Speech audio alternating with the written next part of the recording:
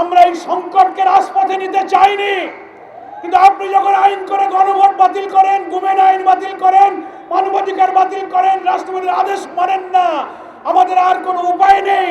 জনগণ আমাদেরকে ভোট দিয়ে 5 কোটি ভোট দিয়ে জুলাই সনদের যে রায় দিয়েছে সেই জনগণের কাছে যাওয়া ছাড়া আমাদের কোনো পথ নাই।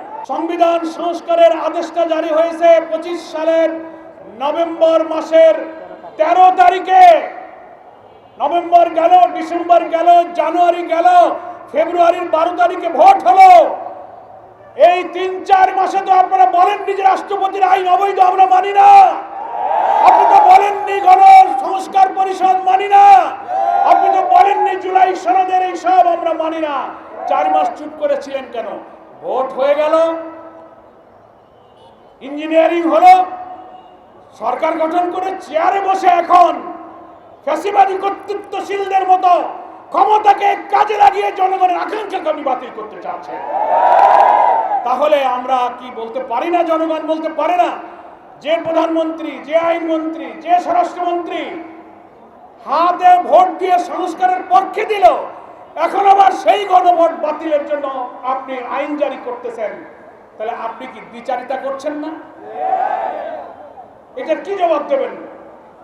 আমরা বিশ্বাস করি আপনি যদি হাতে ভোট দিয়ে দেখেন, তার অর্থ দাঁড়ালো আপনার নিজের পক্ষে আপনি নিজে অবস্থান গ্রহণ করেছেন। তা যদি না হয় তাহলে আপনাকে বলতে হবে যে না, আমি গণভোটে হাতে ভোট দেইনি, নাতেই ভোট দিয়েছি।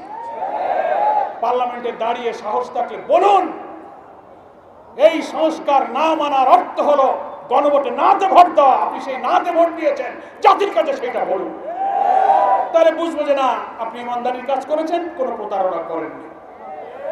আর যদি হাতে ভোট দিয়ে এখন আবার গণভোট বাতিল করতে চান, তাহলে বুঝতে হবে এটার নামই হচ্ছে প্রতারণা, এটার নামই হচ্ছে দ্বিচারিতা। ফলে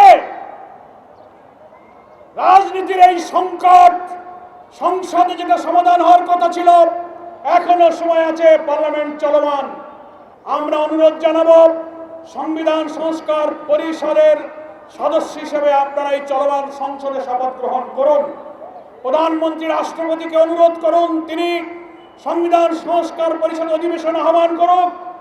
সেখানে গণভোটের রায় অনুযায়ী পুরা জুলাই সনদের সংস্কার প্রস্তাব উত্থাপিত হোক, আইন হিসেবে অনুমোদিত হোক, আমাদের সংবিধানের তফসিলি আইন হিসেবে অন্তর্ভুক্ত হোক।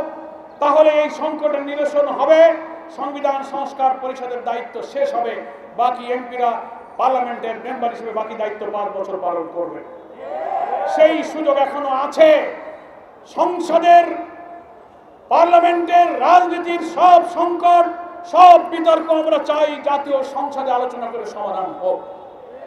আমরা এই সংকটকে রাজপথে নিতে চাইনি, কিন্তু আপনি যখন আইন করে গণভোট বাতিল করেন, গুমেন আইন বাতিল করেন, মানবাধিকার বাতিল করেন, রাষ্ট্রপতির আদেশ মানেন না, আমাদের আর কোনো উপায় নেই। জনগণ আমাদেরকে ভোট দিয়ে 5 কোটি ভোট দিয়ে জুলাই সনদের যে রায় দিয়েছে সেই জনগণের কাছে যাওয়া ছাড়া আমাদের কোনো পথ নাই।